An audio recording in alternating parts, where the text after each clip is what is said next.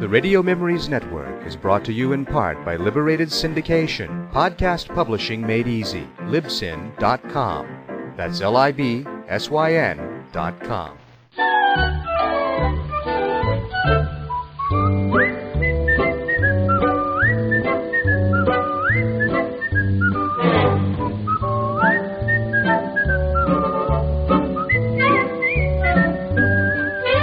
Colgate Dental Cream to clean your breath while you clean your teeth and help stop tooth decay, and Luster Cream Shampoo for soft, glamorous, caressable hair bring you Our Miss Brooks, starring Eve Arden. It's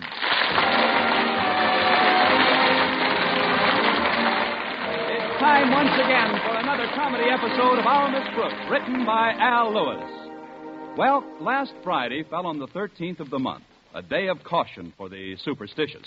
But to our Miss Brooks, who teaches English at Madison High School, it didn't mean a thing. No, indeed. Even when my landlady told me at breakfast that our cat Minerva came home with 2 black kittens, I just laughed and said, Mrs. Davis, no. Oh, yes. They've just had our last drop of milk. But Minerva and I were always so friendly. She didn't say a word to me about this. Oh, the kittens aren't Minerva's. I don't know where they belong. All I know is that we can't afford to keep them. It would mean 2 more mouths to feed. You're right, Mrs. Davis. We've got enough trouble feeding the mouths we've got. Say, I've got an idea. We could leave them in the Snodgrass pet shop until we located the owners. Stretch's father has all sorts of things in his plate. That's true. He even has Stretch. Good old Stretch. That boy certainly is a fine athlete. Yes, he is. Now, if there was only some way we could find to exercise his brain. Don't worry about the kittens, Mrs. Davis. I'll have Walter Denton drop them off at the pet shop on our way to school this morning. Good. And one more thing, Connie. Would you deliver this jar to Mr. Conklin when you get to school? Certainly, Mrs. Davis. What have you cooked up for our beloved principal? It's a secret concoction, Connie. My own recipe. It never fails. Good. How long does it take to work, and will they find out what's in it at the autopsy?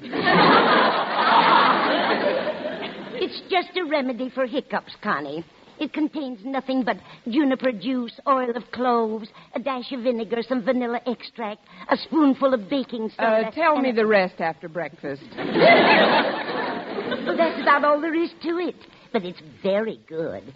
Mrs. Conklin says it's just a nervous reaction. She called last night and told me he got the hiccups yesterday, just a few minutes after he found out that the superintendent of schools is visiting him this afternoon. Mr. Michael? Why should he give Mr. Conklin the hiccups? Well, there's a new term starting in February, and it seems that Mr. Michaels wants to chat with Osgood about the way he's running Madison. You mean if Mr. Michaels finds fault with something, there's a chance that Mr. Conklin may not be... Oh, now cut it out, Connie. You're too old to live in a dream world. Oh, that's Walter Denton. Come in, Walter. Oh, I'd better go into the kitchen. I've got to clean those dishes I used for the kitten's milk. Why don't you let Minerva do the dishes? They're her friends. Hi, Miss Brooks. Did I hear Mrs. Davis mention kittens? Just some transient acquaintances, Walter. We're going to drop them off at Stretch's pet shop on the way to school. Oh, swell. Stretch will get a big kick out of them. He loves animals. All kinds of animals. I know. You've been friends for years, haven't you? I hope you're not superstitious, Walter, but these are both black cats, and today is Friday the 13th. Oh, that doesn't bother me, Miss Brooks. This is going to be a red-letter day in my memory. The day when the results of careful planning should be brought to fruition. Translation? Well, you've heard of Cure That Habit Incorporated, haven't you? You mean the outfit that helps people overcome alcoholism? Yes, ma'am. They got a big ad in the papers. You know, perhaps you or someone near and dear to you is a victim of this dread disease. Send for our instructive literature telling how you, too, can be cured. Well, day before yesterday, I sent for it. You, Walter? I always thought you were strictly a 2-Coke-a-day man. Oh, well, I didn't sign my name and address to the request.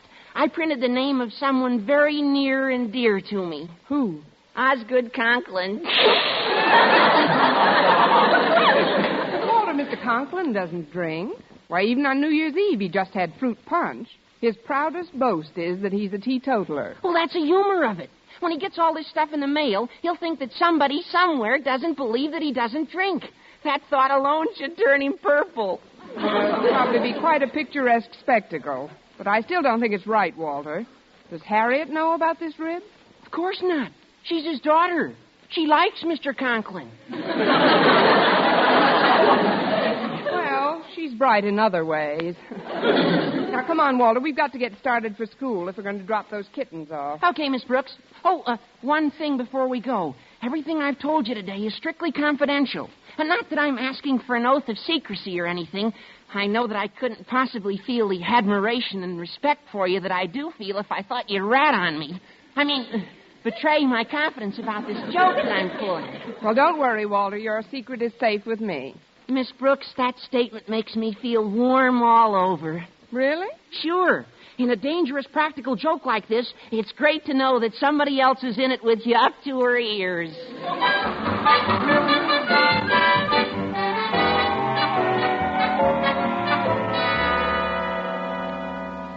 Sorry to have kept you waiting, Mr. Chalmers. What can I do for you? Well, Mr. Michaels, as superintendent of schools, you're acquainted, no doubt, with the principal of Madison High School. Oh, yes, that's Osgood Conklin. Matter of fact, I'm going to see him this afternoon. Then I'd very much like to go with you. You see, Mr. Michaels, my son attends Madison High, and I'm very anxious to find out the meaning of this postcard which arrived at my office this morning. Postcard? Yes, sir. I'll read it to you. It's addressed to Cure That Habit Incorporated. That's my firm, Mr. Michaels. And it says, kindly send me all your literature. I am determined once and for all to rid myself of the curse of alcoholism. It's signed, Osgood Conklin.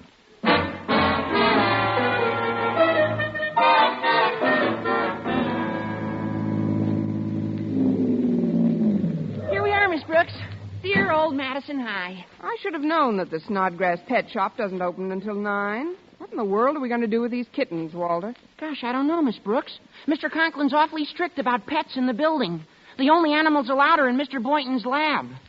Oh, say, we could keep them in there until lunch period. That's right. Then Stretch could take them over to his dad's shop. Come on, Walter. Let's take them in. Wait a minute. Where are the kittens? I got them in my sweater pocket. See, here's one. And here's the other one.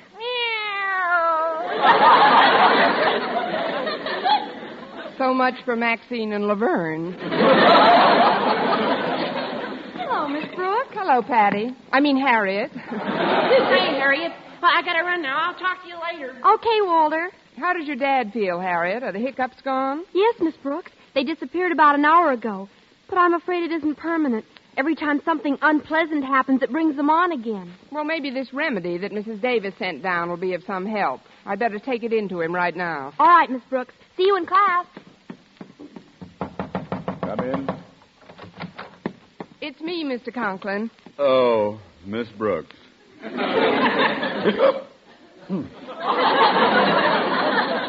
Well, they're back. Who's back? Does that answer your question? Maybe you should see a doctor, Mr. Conklin. Saw a doctor yesterday. Told me to relax, and they go away. Relax.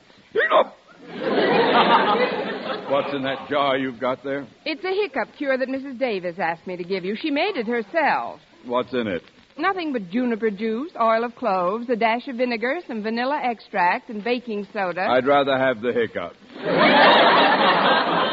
Mr. Conklin, if you haven't got anything else handy, maybe you ought to try some of Mrs. Davis's remedy. Well, I might take just one swallow of the stuff. Give it here. Well, Mr. Conklin, what does it taste like? Well, it tastes like... Like... What's the difference as long as it does the job?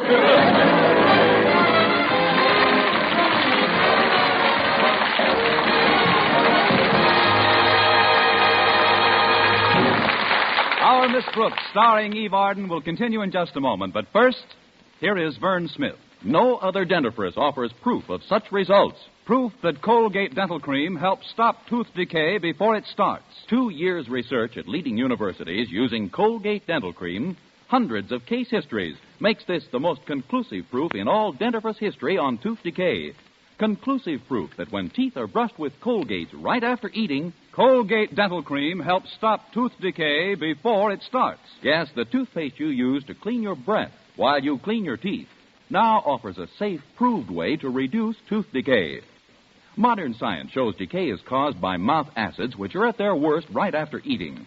Brushing teeth with Colgate as directed helps remove acids before they harm enamel. Colgate Dental Cream has been proved to contain all the necessary ingredients, including an exclusive patented ingredient for effective daily dental care. Get Colgate Dental Cream today. Big economy size, only 59 cents. Remember, no other dentifrice offers proof of such results, so always use Colgate Dental Cream to clean your breath while you clean your teeth and help stop tooth decay before it starts.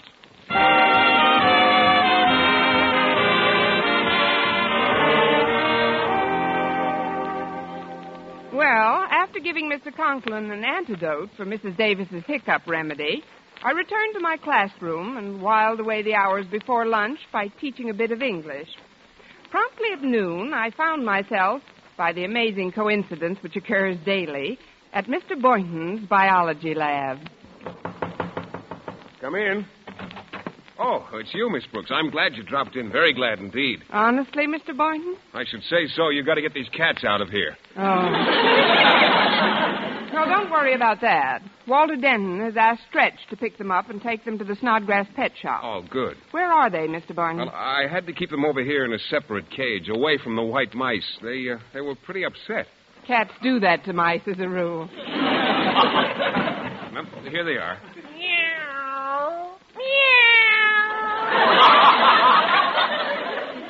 This one loves to be petted. So does this one, for that matter.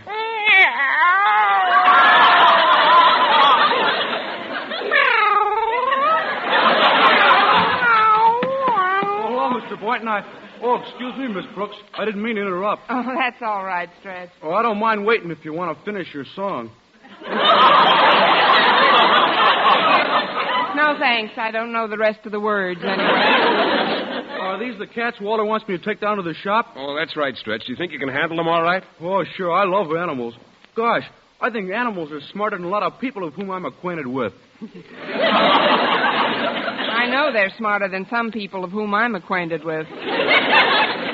Before I take the cats, Mr. Boynton, I'd like to talk to you about a swap. You got a bullfrog in here I'd like to show my dad. Oh, you don't mean my pet McDougal? Oh, no, sir. I know you wouldn't let Mac out of your sight. I mean this big fellow over here. Hiya, boy. Hiya, big fella. See? He knows me. Say more, fella. He certainly talks your language.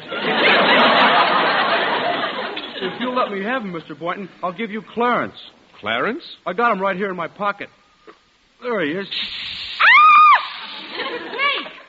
Oh, don't be scared. He's perfectly harmless. Isn't he, Mr. Boynton? Oh, yes, of course. It's completely non-poisonous, Miss Brooks. This little creature's a milk snake. That's right, Miss Brooks. Just a little old milk snake. Must take a pretty shallow bucket.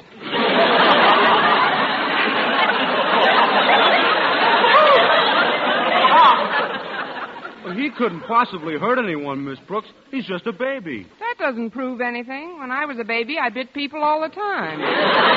Take him away, Stretch, please. Well, yes, Stretch. You keep the snake and take the frog along, too. Gee, thanks, Mr. Boynton. I'll take awful good care of him. Don't forget the kitten, Stretch. Well, I won't. Let's see now. Well, it's a good thing I wore my sport jacket today. I can put the kittens in the side pockets, the frog in an inside pocket, and Clarence in my breast pocket. Too bad you're not a kangaroo. You could give me a lift to the cafeteria.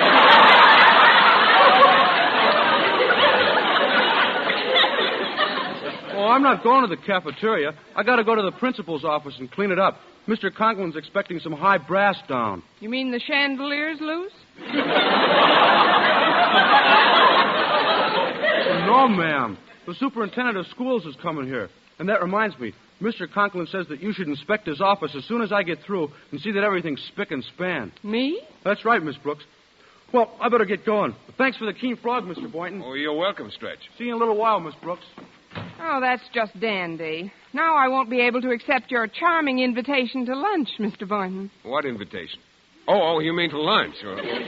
Gee, Miss Brooks, maybe you could have a quick lunch with me and then inspect Mr. Conklin's office. I hate to disappoint you, Mr. Boynton, but that's just what I'm going to do. There.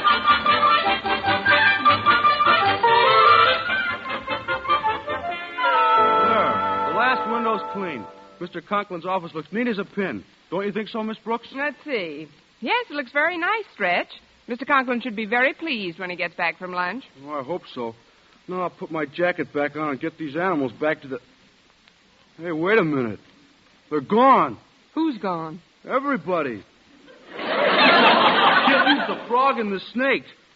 They must have crawled out of my pockets when I put my jacket down. Oh, no. Well, they must be in the office somewhere. We've got to find them before... Well, let's see how the place looks. Mr. Conklin. You've done a very nice job, Stretch. Well, thanks, Mr. Conklin. You can run along now. Miss Brooks, you will stay here and help me find some papers. Yes, sir. But, Mr. Conklin... I've already thanked you, Snodgrass. Now go. Now then, Miss Brooks, I've been trying to locate the semi-annual report I made to the Board of Education 6 months ago. Will you kindly look in the top drawer of my desk while I try the closet here? Very well, Mr. Conklin. It's not in there. You hardly looked, Miss Brooks. I saw enough. Not in here either. Oh, it must be in this drawer. Let me look for myself.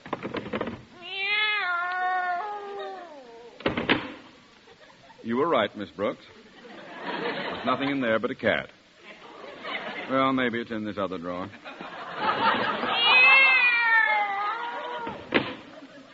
No, just another cat. Well, in that case, I'll simply have... Just another cat!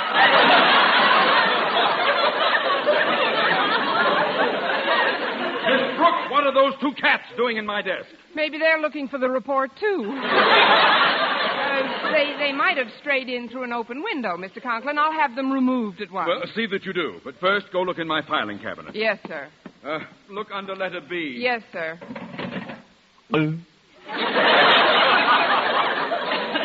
What are you doing in here? You should be filed under F.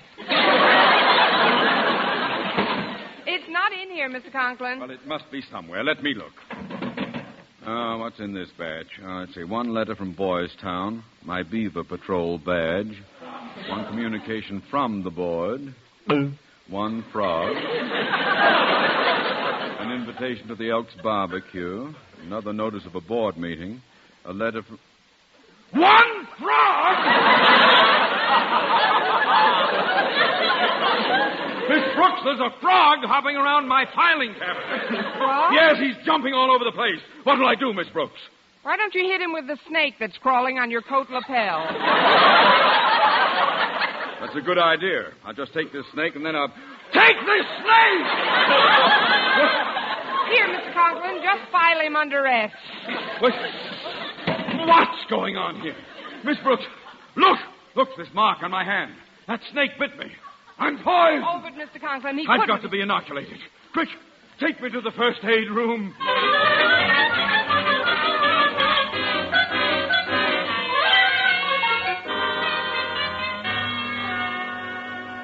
Now, just sit in that chair and relax for a minute, Mr. Conklin. I'll be right back. As you say, Miss Brooks. Hiya, Miss Brooks. I got all the animals out of Mr. Conklin's office. Good. For a while there, he thought the snake bit him, but I've convinced Mr. Conklin that the mark on his hand is just a bruise. In fact, I was looking for some rubbing alcohol, but they seem to be out of it in first aid. Well, I'll get you some over at the gym. But first, I'd like to cheer Mr. Conklin up a bit. Hiya, Mr. Conklin. Let's see your hand. There. All black and blue. That ain't nothing at all, Mr. Conklin. The skin ain't even broke. You got nothing to worry about. Thank you, Doctor.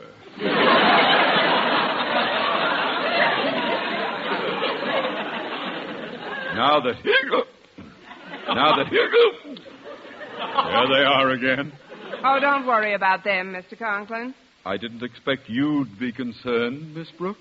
Well, frankly, after hearing nothing but meows and all day, it's a relief to hear a... Oh, I know, a sure cure for hiccups, Mr. Conklin. Now, just sit back in that swivel chair for a minute. I am sitting back. Swell. Now the idea is to start spinning you around slowly. Yeah, Stretch, stop that. But never fails. Stretch, you mustn't spin Mr. Conklin like that. I know, we got to spin him faster. Oh, no, Let Stretch. go of me. Stop this at once, you hear me? You can't do this. Stop it, I say. Stretch, stop! There. Daddy, I've been looking all over for you. Who are these girls who just came in? It's me, Daddy, Harriet.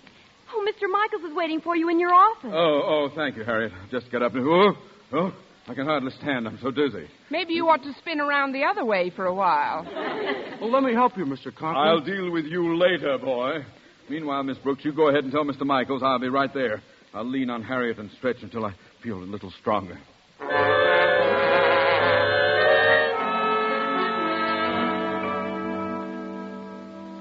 So you see, Mr. Michaels, I certainly wouldn't want my boy in a school run by someone who had to come to my firm for assistance. I'm sure there must be some mistake, Mr. Chalmers. I've known Osgood Conklin for a good many years, and whatever else he may be, he's not a drinking man. Good day, gentlemen. I'm Miss Brooks. Mr. Conklin will be here in a minute. I'm Mr. Michaels, Miss Brooks, and this is Mr. Chalmers. How do you do? How do you do? Tell me, Miss Brooks, how is Mr. Conklin feeling these days? Feeling? Yes. Oh, just fine. He's never been better. Good. You see, Mr. Chalmers, I'm sure that one look at Mr. Conklin will convince you that he's not the type of person who sends postcards to Cure That Habit Incorporated. Hello, Mr. Michaels. Sorry I'm late. There you go.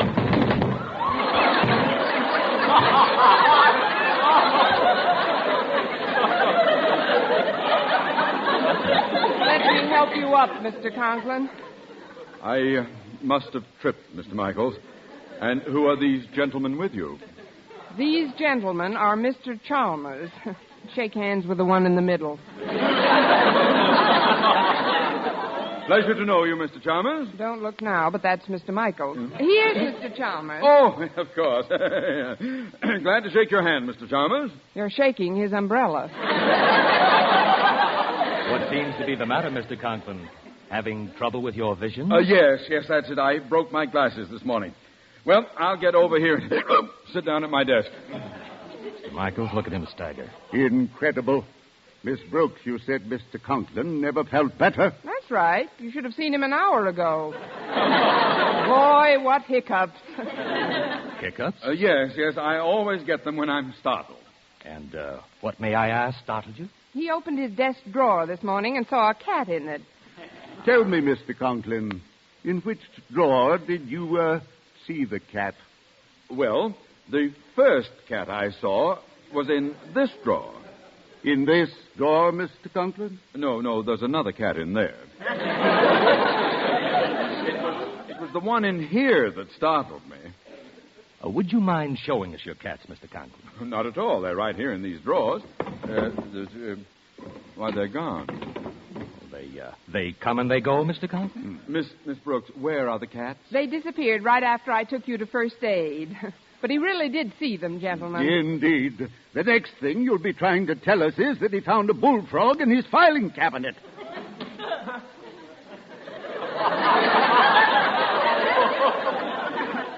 How did you know? Bullfrog, too? There must be some error here. Yes, he was filed under B instead of F. Well, Mr. Michaels, do you believe me now? I'm afraid I do, Mr. Chalmers. Conklin, I don't want to seem unnecessarily cruel, but if you want to stay on as principal of this... Oh, pardon me, folks. Here's your alcohol, Mr. Conklin. I'll take it, Stretch. Miss Brooks, that alcohol is for Mr. Conklin? Yes, it's for where the snake bit him. Snake? Yes, of course, it really didn't bite him. He just thought it did. So you saw a snake, too, Mr. Conklin? Yes, I did, right on my lapel. Although I'm told that he's not poisonous, snakes still give me an extremely unpleasant feeling. I assure you that if I ever see him again, I'll... Wait a minute. There he is under your chair, Mr. Chalmers. Look out. I'll get him, I'll get him. There. Good for you, Mr. Conklin. You have just killed Mr. Chalmers' umbrella.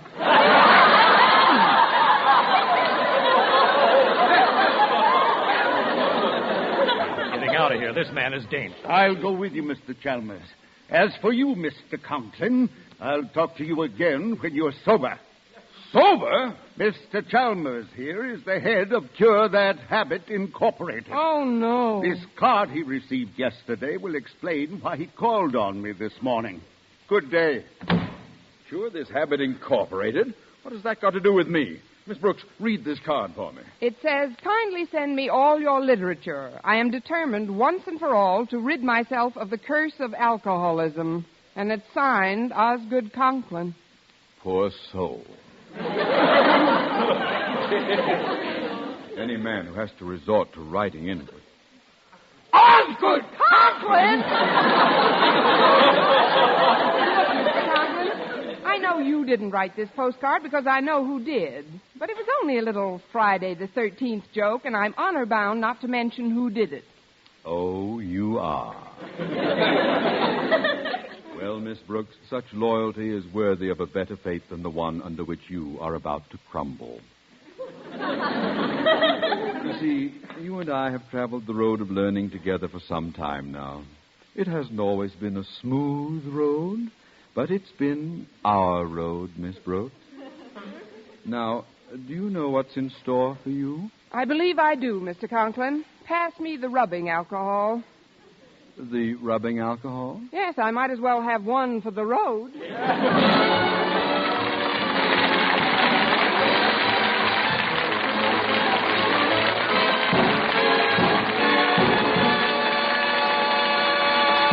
Arden as our Miss Brooks returns in just a moment, but first... Dream girl, beautiful luster cream girl. Tonight, yes, tonight, show him how much lovelier your hair can look after a Luster Cream shampoo. Luster Cream, world's finest shampoo. No other shampoo in the world gives Kay Daumit's magic blend of secret ingredients plus gentle lanolin. Not a soap, not a liquid. Luster Cream shampoo leaves hair 3 ways lovelier. Fragrantly clean, free of loose dandruff, glistening with sheen, soft, manageable. Even in hardest water, Luster Cream lathers instantly. No special rinse needed after a Luster Cream shampoo. So gentle, Luster Cream is wonderful even for children's hair. Tonight, yes, tonight, try Luster Cream shampoo. Dream girl, beautiful luster cream girl. You owe your crowning glory to a luster cream shampoo. And now, once again, here is our Miss Brooks. Well, much to my surprise, Mr. Conklin didn't dismiss me on the spot. But he did insist that I report to his office immediately after school. On my arrival, he told me we were going down to Mr. Michael's office immediately. But, Mr. Conklin, what good will that do? If you won't tell me who sent that card in, perhaps you'll tell the superintendent of schools. Now, wait, right where you are, Miss Brooks. I'm going to get my hat and coat out of the closet. Yes, Mr. Conklin. Hiya, Miss Brooks. Gee, I'm glad Mr. Conklin's not here. Walter, wait Look a minute. Look at this. Here's an ad for another one of those liquor cures I'm going to sign his name to. Boy, I wish I could see his face when he finds out about this one. I'll bet he'll be positively purple. Oh, purple isn't the word for it. Old Marblehead will turn all the colors of the rainbow. Oh. Miss Brooks, what should I do now? There's only one thing you can do. Plead insanity.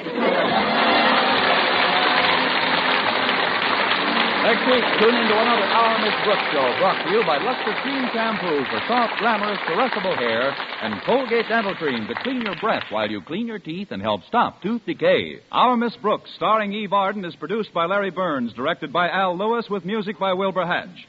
Mr. Boynton is played by Jeff Chandler, Mr. Conklin by Gail Gordon. Others in tonight's cast were Jane Morgan, Dick Crenna, Gloria McMillan, Bill Lally, Leonard Smith, and Francis X. Bushman.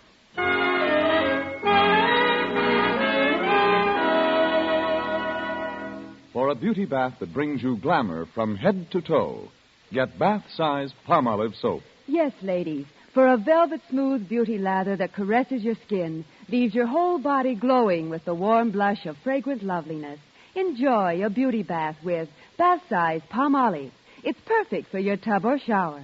Just the gentlest massage over your body creates a glorious lather that leaves your skin delightful. Yes, for the most luxurious bath you've ever had. Get big bath-size Palmolive soap. For mystery liberally sprinkled with laughs, listen to Mr. and Mrs. North Tuesday evening over most of these stations. And be with us again at the same time next week for another comedy episode of Our Miss Brooks. Bob Lamont speaking. This is CBS, the Columbia Broadcasting System.